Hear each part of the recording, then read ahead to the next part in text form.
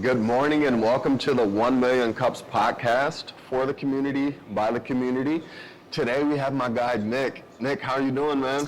Really good. How are you? Same. Doing well. Always grateful for another day. It's funny, Nic was telling me he had to bring an energy drink because I'm a little crazy, so he wanted to match my energy. But as we kick off, Nic, tell us about you, your background, where'd you grow up? I know that's a loaded question, but... Yeah, so I'm from Omaha, Nebraska. Born and raised here. After high school, I took 2 years off, and I was living in Florida for the most part, and Idaho for a little bit. Just sort of Florida, like Idaho. Yeah. Starting a couple of businesses, failing as much as I can, and then I came back here, and I'm starting what I hope to be the business that I'm going to spend the majority of my life doing, and that's Histos. So just a quick background. Love it. No, thanks for sharing that. And I have to say, not many people smile when they say fail as fast as possible. So where'd that come from before we get into your business? Yeah, I mean, it's just like, that's like the main thing of business. Like, business is to fail. Like, you have to fail as much as you possibly can, right? For sure. Like, historical examples. My favorite one is the guy who invented the Dyson vacuum cleaner. He had 5,126 prototypes before he actually had a successful vacuum cleaner. Wow. It was his 5,127th vacuum cleaner that actually worked, and he became like the Dyson vacuum. That's $1 billion company. Literally. I love that. And it's, you think of the light bulb, right? Where it wasn't the first try, they figured it out. So, love that. Exactly. So you're starting a new company, you're invested in it. Tell us about your new company. Right, so my new company is called Histos, and I think it's the best thing ever. It's what I'm truly passionate about, it's what I love, and I think it's one of the things that the world needs most in this, in this moment of time that's so important. For sure. Histos, the goal of Histos is to bring doses of historical wisdom into the future with us. Mm-hmm. So I think one thing that many people have lost is the ability to connect current events to past historical events, and the ability to connect current circumstances that they're facing to historical circumstances that everyone has always faced forever, right?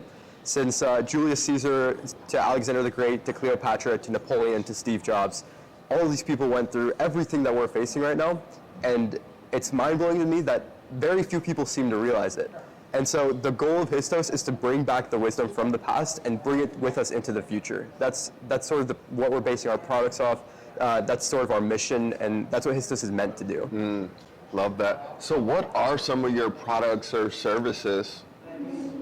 So we just launched our first product about a month ago. Our first product is called the Histos Pod, and it's just a podcast. It's a daily podcast. It's a $5 a month subscription, and every day you get a 5-minute daily episode. The daily episode covers one person in history and then one actionable concept that you can take with you then genuinely apply that day. So you can think of Steve Jobs and his concept of simplicity, or his marketing philosophy, or Cleopatra and her persuasiveness, how she acted in the world, how she spoke. And the goal is to give people an actionable concept that they can go and apply that very same day. And our bigger project that we're really working on, that we're really invested in right now, is we're working on an app. And unfortunately, I can't say too much about it, but I can say it's based off of the concept of applying and then having help applying that concept and building a community around that so that everyone can sort of strive forward together in these times. No, I respect it, but it sounds amazing. It reminds me, I was talking to a friend recently, and he was telling me how someone is using AI. What they did was they talked to AI and just said, who are the top 30 greatest medical minds? They uploaded all the literature and books they could from these individuals, and then he made 30 different AI bots and made them debate an idea. So long story short, all these AI bots debated each other, but they were trained like a Steve Jobs or whoever, Cleopatra. And at the end, they were able to solve some of the most complex medical cases that today doctors just can't figure out. But it's like if you take parts of history and you, I don't want to say resurrect them, but in a way it's like you bring the history back and make it applicable today. It does some amazing work. Right, so you actually kind of you actually kind of you're spot on with exactly with what we're doing. That's what we're kind of going for. We're bringing back people from the dead, essentially.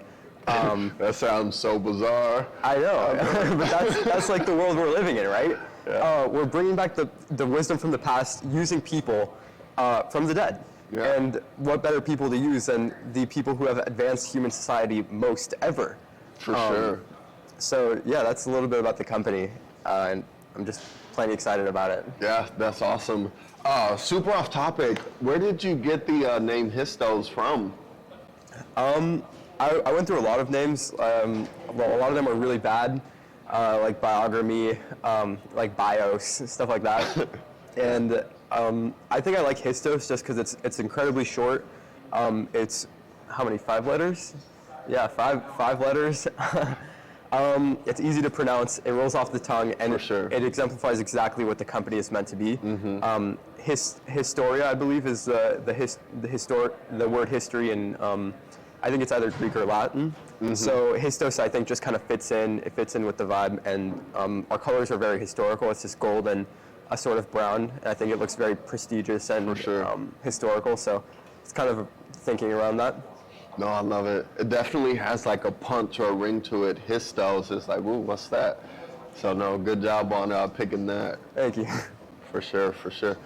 So Nick, at this point, how can the entrepreneurial community here support you and help you get your vision going?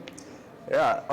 So right now we're almost done with the production of our app, and after that we're going to really begin scaling. To help, you could support the podcast. Of course, you can check out the podcast. I'm uploading a lot of historical content on my YouTube channel right now to try and market it, and we're going to start doing paid ads on YouTube pretty soon. For sure.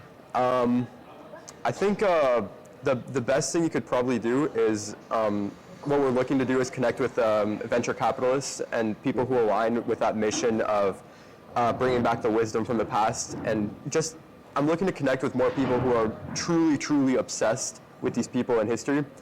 I don't think you find many people that are just like truly obsessed at what they do. For sure. Who are working 18 hours every single day, 7 days a week, without stopping, ever. And those are the people that I want at my companies. So that's one of the roadblocks that we're sort of trying to hurdle, and those are the people we're trying to find. And anyone who's obsessed with honestly anything, that obsession factor is so incredibly important. Absolutely. The 1% of the 1%. That's these great people of history, and that's the people that I want to build and lay the foundation for the company at. So if you're one of those people, I want to meet up and talk to you crazy person. Yeah, if you're gonna bring someone back from the dead, Nick is the guy. Yeah, and I mean, like, who's someone you look up to? Oh, from the past, I wouldn't say look up to. I take inspiration from the Steve Jobs of the world, the people that were almost crazy, right? Like you said, the people that were obsessed with their vision. Those are the people I really like and look up to. So. Right. So Steve Jobs is actually the guy like behind the core foundation of this idea. He had a speech in 1985 where he talks about essentially the exact product that ChatGPT is today. Like he talks about interfacing with a computer and having it feel like a real human, and then capturing the essence of a human. And so when you're able to capture the essence of someone, what does that really mean? Because we deal with a bunch of different archetypes in our life, right? It could be the founder archetype, the victim archetype, the conqueror archetype, and a lot of them intermix, but they all have a very unique personality about them. And so the importance of capturing the essence of someone, that's sort of what we're really focusing on. It's a mix between psychology and history. And so if we can capture the psychology of someone and do that in a historical context in a way that brings it into the future, that's really what we're trying to do. So Steve Jobs had the idea of doing that inside of a computer, and looks like we're headed in the same direction just 40 years later. Yeah, that guy was such a visionary, and it's unbelievable, you know, what he envisioned or what he saw. What you said it was 95, 85? Yeah, 1985. Yeah, before we were both born, so crazy. Yes, he's one of my heroes. I mean, it's so difficult with these people because they have a dark side to them, right? They have a dark, very dark side to them. People like Elon Musk, like how much they yell at their employees, the stress that their employees bear, the weight of the pressure. The employees under Steve Jobs, the employees under Napoleon, well, I guess they would be soldiers under Napoleon, but they all had that intense pressure to live up to the expectations that were set for them. And that's something I really admire from Steve Jobs, that he was able to be that like vicious monster as much as that visionary future leader, right? So we want to capture like the full essence. We don't just want to have the perfect Steve Jobs out there that was just thinking about the future constantly and constantly bringing up with new ideas, but we want to capture that sort of the monster inside of him, like the dark psychology part of him as well, because it's all of it. It's a conglomeration of all of it that made him the person that he was, right? So I'm really excited about really doing that and really capturing the true essence of someone, not just like the positive feedback loop that sometimes you get with ChatGPT, right? Yeah, that's a good call out. You know, ChatGPT can absolutely be overly positive or supportive, and kind of the downside. How did you come up with the idea to capture not only just a great mind from the past, but the full picture of them, not just the good parts, the innovation, but the dark side when they were screaming, yelling, flipping out, and kind of treating people like crap, for a lack of better way to put it?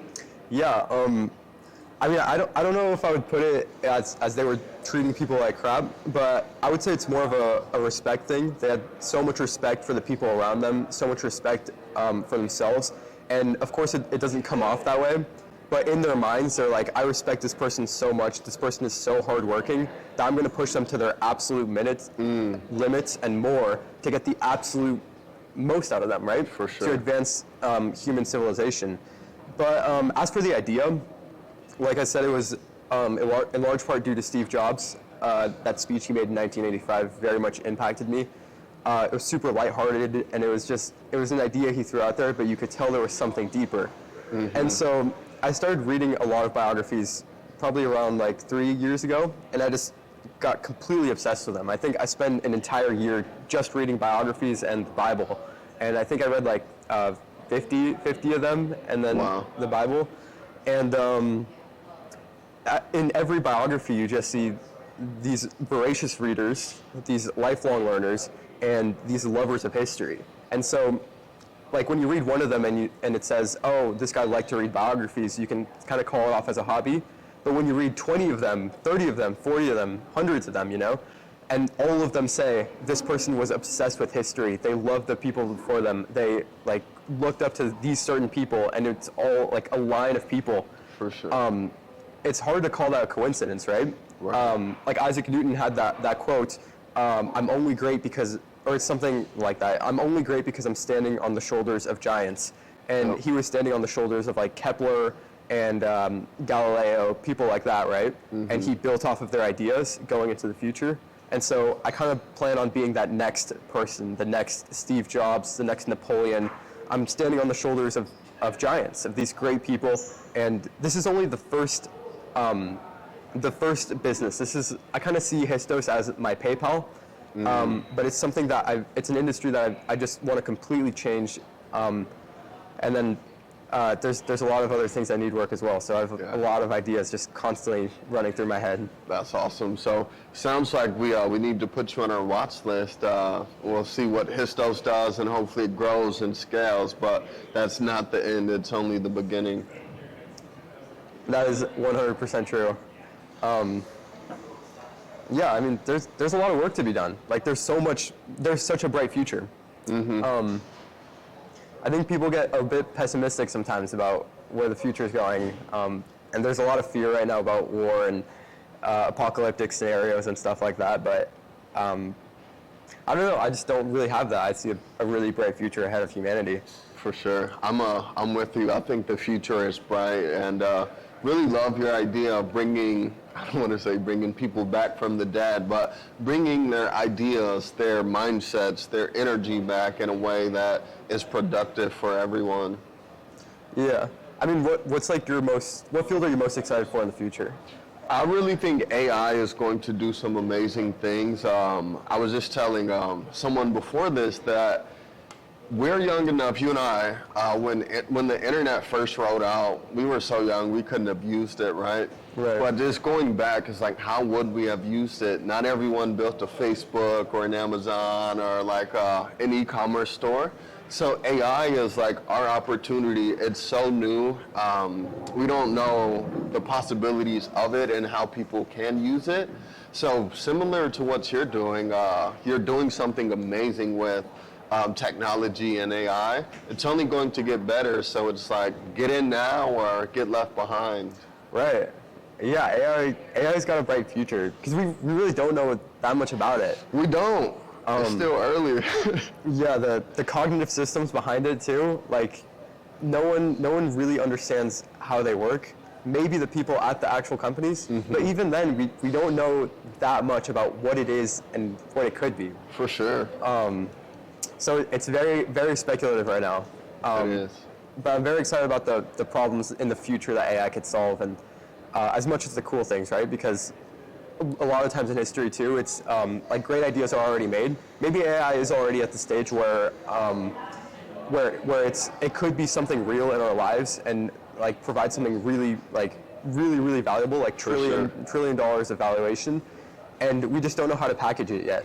Yeah. Like sort of like from Steve Jobs, like the iPhone, the iPod, both of them already existed before, and all it took was someone to package it very nicely in a way that's very useful, very intuitive to the human eye, and I think that needs to happen with AI. So I agree. History is a good way to do that. Well, and the other part of it is, will AI figure out how to cure cancer, heart disease? I have MS, and it's like Elon Musk is doing some cool stuff where you can get a chip inserted in your brain to get functionality of your body back. I'm not saying I would do that, but it's just like, who knows what the future is going to hold. Right. Yeah. I made a short about that the other day, about how like people used to use pigeons to send messages, right? Yeah. And then you have like a mail carrier system that was invented, which was super innovative. After that, you have the telegraph could send like signals across and I wires. thought that was innovation, right? Right. And then wireless, and then you could send like phones. And now we have like the Neuralink. You're going to be able to send messages like brain to brain, right? Which is just going to be insane. But it's stuff like that. Like, how can we not see a bright future in that? Like going to the stars. I'm a big physics person, and sure. I see it like a society in the literal stars, and not just like in our solar system, but outside of that. And I see that happening in our lifetime. I don't see that happening anytime later than that. 2,000 years from now or something crazy. No, that's like next 10 years. We're near that. We're there. Wow. You're such a big thinker, Nick. So as we kind of wind down, you mentioned we can support you through your podcast. What is the name of your podcast? The name of the podcast is just Histos. So Histos, okay. Histos. If you want daily 5 minutes doses of wisdom in your life, it's a great way to learn from the people in history. And then YouTube, right? Yeah, so I have a YouTube channel, and honestly, YouTube is just like, I read so many biographies that I figured it's good to like it's good to have a place where I can sort of like pour that out. YouTube's just a great place to do that. So you can go check out my YouTube. It's just Nic Munoz, and I'll probably show up. No, awesome. Last thing I'll ask you, Nick, any final words or tips for up-and-coming entrepreneurs or people that are, maybe they love the future, or maybe this conversation will scare them and it's like, oh no, this guy is crazy. But what tips would you give people? There's a lot of people that will just listen to the conversation, any conversation about history or like the future, and they'll sort of shy away from it. And that's okay. That's just human nature, right? The people who I hope want to work for this company, want to work for like really the top companies, is just like those monsters. Like kind of what I was saying at the beginning. I want to work with those monsters. I am one of those monsters. Yeah. And anyone who tries to outpace me or beat me, I mean, it's eat or be eaten, man. Yeah, for sure. I will roll over them completely. And we're all gonna use that spirit of competition. My company is gonna use that spirit of competition to grow the pie, but it's just having that zero-sum thinking mindset. It's sort of a great motivator. It's the opposite end of it's the push and pull dynamic between, not doing enough and having a real strong sense of urgency to that limit. So I want to be that person that pushes humanity forward, and I want to work with the people that want to push humanity forward and want to spend every second of their lives doing that. So to those people, I really want to connect. There's so few of them. And so if anyone who's listening to that, if you feel like you're one of them, just reach out to me, my YouTube, my email. I want to meet up with those people. Those are my people. Absolutely. So the door is open, my friends. If you feel like you are in the 1% of the 1%, you just have that fire in you that you can't really explain. If you want to be a monster, as Nic said, connect with him. With that, we are wrapped.